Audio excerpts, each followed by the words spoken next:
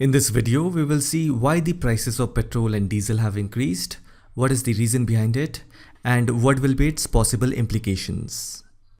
If you have noticed, petrol and diesel prices went up every day since 7th June.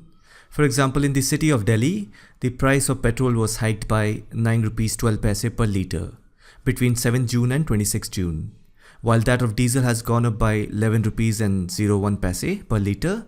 The same is the case with other cities too.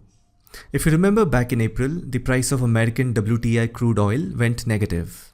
I think it went around some negative $37.63 per barrel. India does not import the American WTI oil.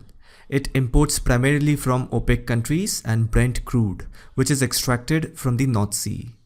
The prices of Brent crude oil and OPEC crude oil is expensive compared to American WTI, but even their prices went down comparatively in the month of April. It was somewhere around $16 to $20 per barrel. I have a video on it in case you want to watch it. The link is there in the description. So overall, what I'm trying to say is that in the month of April and May, the prices of oil around the world was comparatively lower because of the lockdown. All kinds of economic activities were shut due to lockdown, and the demand for oil had gone massively down. And now when everything seems to be opening up slowly, the price of oil has risen. Basically, the price has doubled in a period of around 2 months in the international market.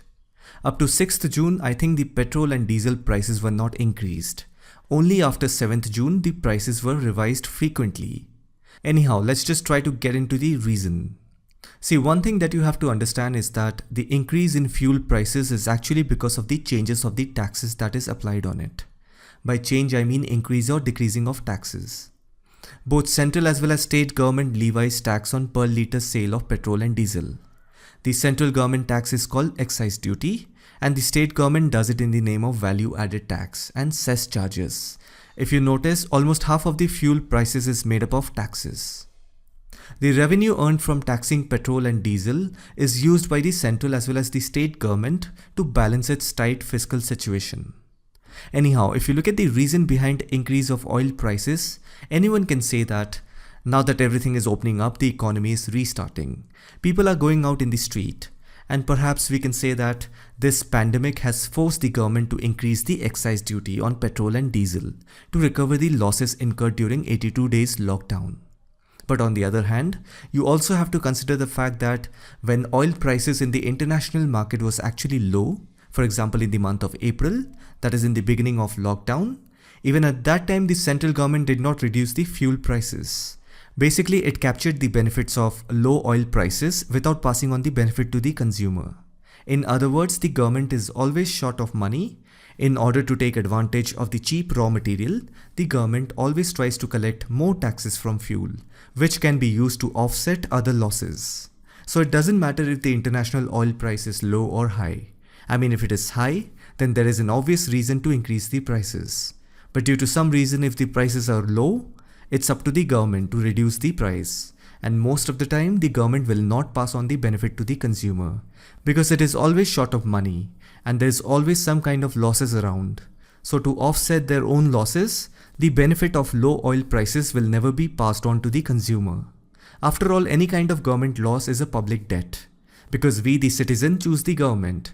And always remember this point, if there are losses, it will be socialized and distributed among the public. And if at all there is profit, that will be privatized or reinvested to earn more profit.